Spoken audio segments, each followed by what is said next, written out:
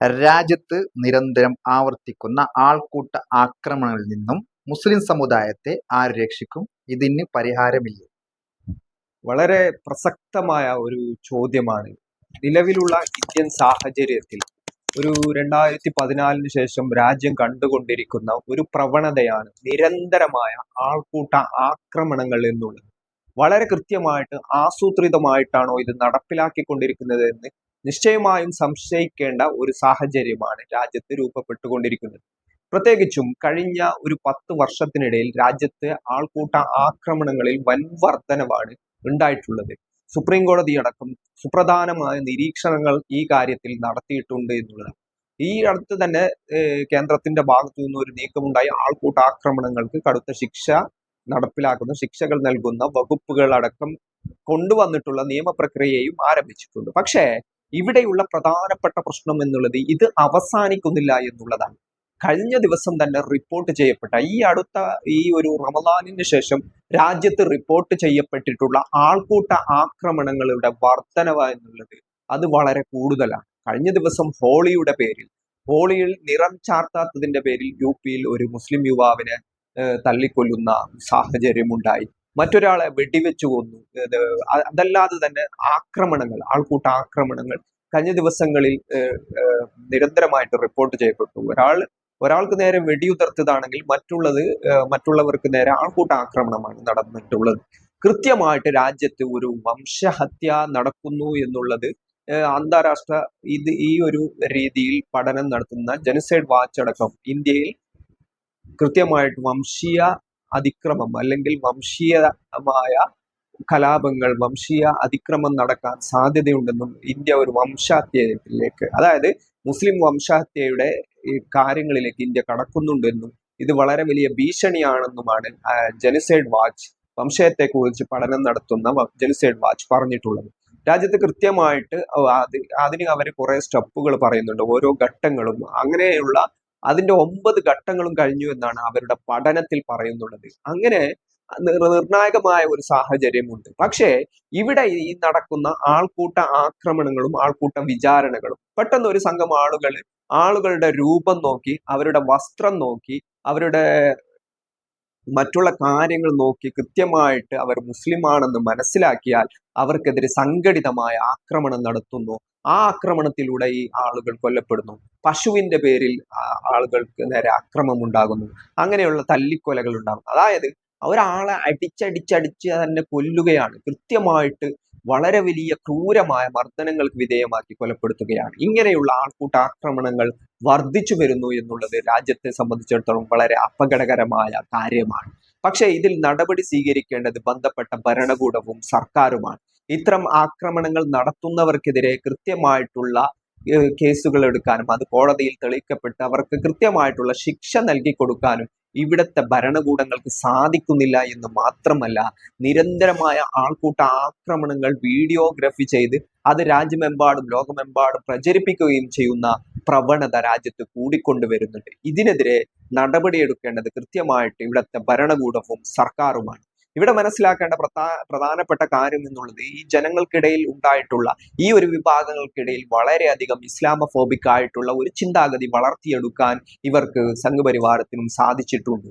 ആ സാധിക്കലിന്റെ ബാക്കി പത്രമാണ് ഇങ്ങനെയുള്ള താടി വെച്ച ആളുകളെ കാണുമ്പോൾ, തൊപ്പിയുള്ള ആളുകളെ കാണുമ്പോൾ, അല്ലെങ്കിൽ അവര് പശു ഇറച്ചി കൊണ്ടുപോകുന്നു എന്ന് പറഞ്ഞുകൊണ്ട്, പശു കച്ചവടം നടത്തുന്നു എന്ന് പറഞ്ഞുകൊണ്ട് നിരന്തരമായിട്ട് ഈ ആക്രമണങ്ങൾ രാജ്യമെമ്പാടും റിപ്പോർട്ട് ചെയ്തുകൊണ്ടിരിക്കുകയാണ്.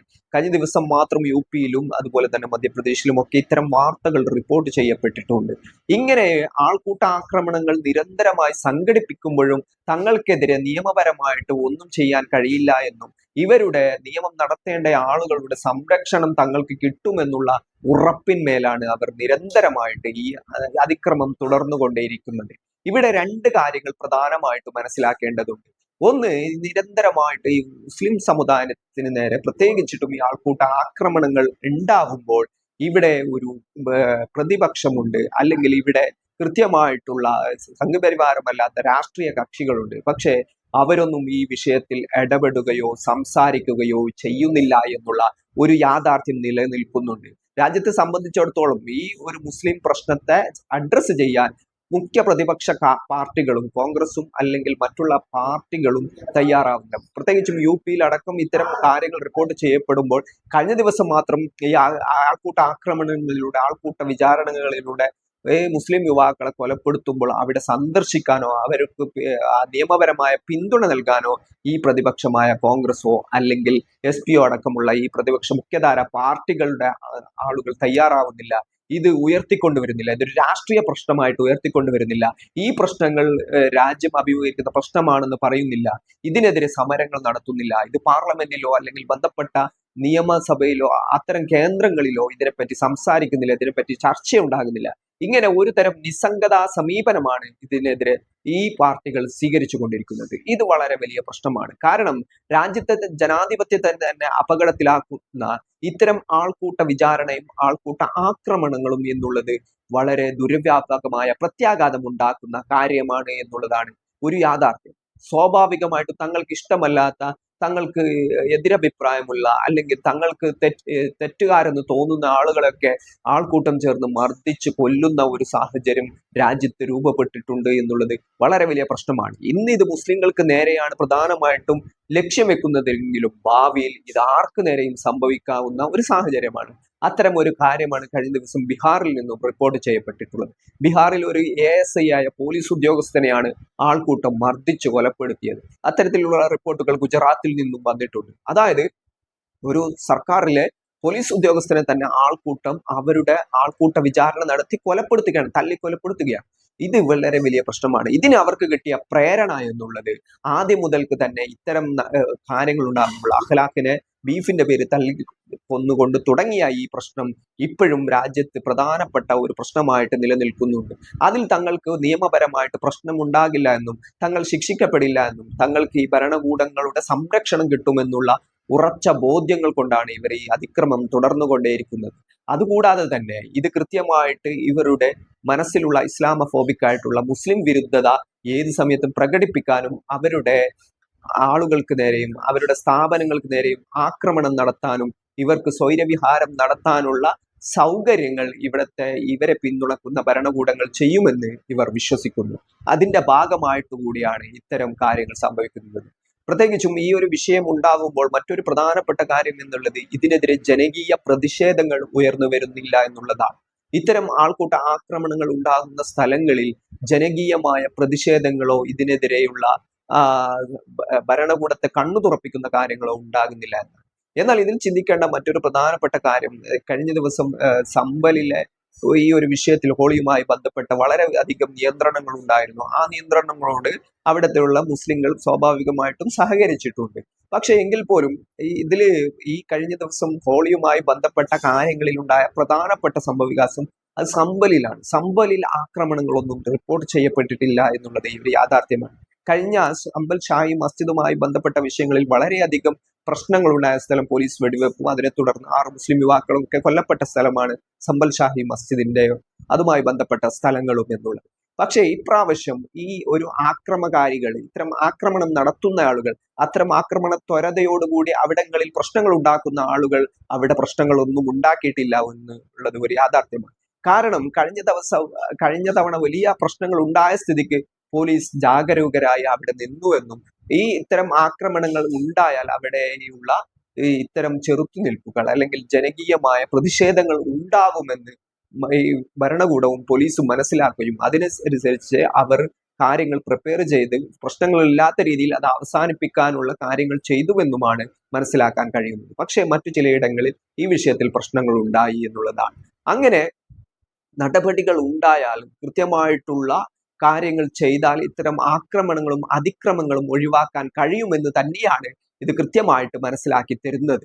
അതുകൊണ്ട് തന്നെ കൃത്യമായിട്ട് രാഷ്ട്രീയ ഇടപെടലിനോടൊപ്പം ജനകീയമായ പ്രതിഷേധങ്ങളും ഇതിനെതിരെ ഉയർന്നു വരേണ്ടതുണ്ട്.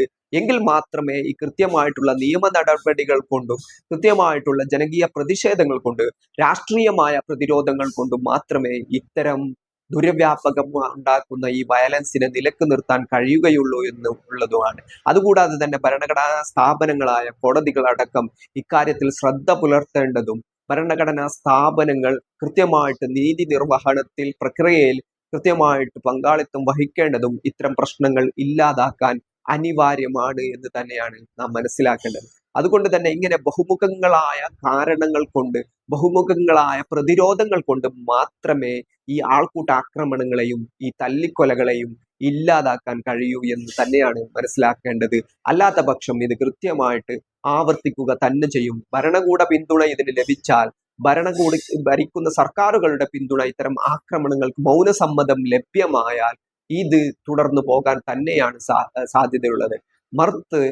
മറിച്ച് നേരെ തിരിച്ച് ഇത്തരം ജനകീയമായ പ്രതിഷേധങ്ങളും പ്രതിരോധങ്ങളും അത്തരം രാഷ്ട്രീയ പ്രതിരോധങ്ങളും അതുകൂടാതെ നിയമനിർവഹണത്തിലെ പ്രക്രിയകളും കൊണ്ട് മാത്രമേ ഈ തല്ലിക്കൊലകൾ അവസാനിപ്പിക്കാൻ കഴിയൂ എന്നതാണ് വളരെ വ്യക്തമാവുന്ന കാര്യം. അത് പ്രത്യേകിച്ചും മനസ്സിലാക്കേണ്ടത് ഈ രാജ്യത്തെ മുസ്ലിങ്ങളാണ് എന്നുള്ളതാണ് വളരെ കൃത്യമായിട്ട് ഇതിൽ മനസ്സിലാക്കേണ്ട വസ്തുത.